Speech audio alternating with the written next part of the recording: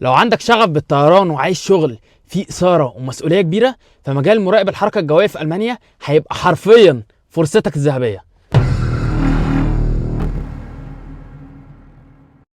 رب اشرح لي صدري ويسر لي امري واحلل عقدة من لساني يفقهوا قولي. صباح الفل، ومعاكم محمد ابو عيسى، واهلا بيكم في فيديو جديد. والنهارده انا جاي اكلمك على الاوسبيلدونج اللي بيأهلك انك تكون مراقب جوي. وخليني اقول لك ان القصه اكبر بكتير جدا من مجرد وظيفه.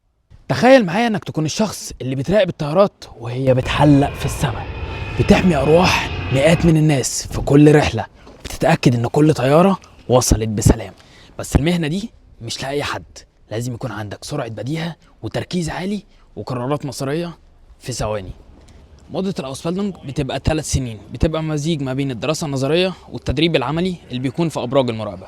في ال3 سنين دي بتتعلم كل حاجة عن علوم الطيران، من أول كيفية التواصل مع أجهزة الاتصالات وإزاي تتعامل في المواقف الحرجة، وحتى لغة الإشارة اللي مش الكل بيفهمها. بقول لك ايه، اوعى تكون وصلت لغايه هنا ولسه ما صليتش على النبي. لو ما صليتش على النبي صلي عليه افضل الصلاه والسلام. واوعى تكون لسه ما عملتليش سبسكرايب، ازعل منك. انزل اعمل سبسكرايب ولايك للفيديو واعمل لي فولو على الانستجرام. هتلاقيني سايب لك كل السوشيال ميديا بتاعتي في اللينك في الديسكربشن تحت الفيديو، علشان اغلب الفيديوهات اللي انا بعملها بنزل الاول اسك في الستوري على الانستجرام، وبسالكم عن الفيديوهات اللي انتوا حابين اعمل عنها فيديو. فما تنساش تعمل لي فولو عشان هيفوتك كتير.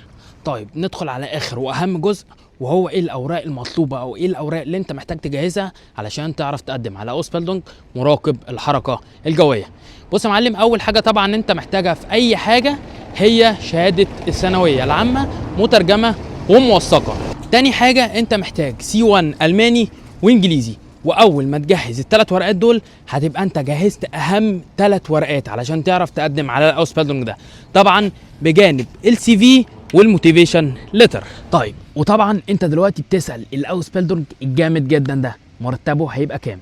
بص يا وحش، انت مرتبك في خلال فتره الاوسبيلدونج بيتراوح مرتبك ما بين 1000 ل 1500 يورو. طيب بعد ما تتخرج مرتبك بيبدا من 5000 يورو فيما فوق. ودلوقتي وصلنا لاخر جزء في الفيديو، وهو ازاي تقدم على الاوسبيلدونج ده. بص يا معلم، هتلاقيني سايب لك تحت في الديسكربشن لينك ازاي تقدم على اي اوسبيلدونج انت عايزه، وهتلاقيني برده سايبه لك في الاي اللي هنا او اللي هنا. في الفيديو ده شارح بالتفصيل ازاي تقدم على اي اوسبيلدونج في اي مجال انت محتاجه. وبكده نكون وصلنا لنهايه الفيديو. لو الفيديو عجبك ما تنساش تعمل لي لايك للفيديو وسبسكرايب للقناه وتفعل الجرس عشان اللي جاي جامد. وما تنساش تعمل لي فولو على الانستجرام، ولو عندك اي سؤال سيبه لي على الانستجرام. وبس، سبحانك اللهم وبحمدك، اشهد ان لا اله الا انت، استغفرك واتوب اليك. انا معكم محمد ابو عيسى، وام ايه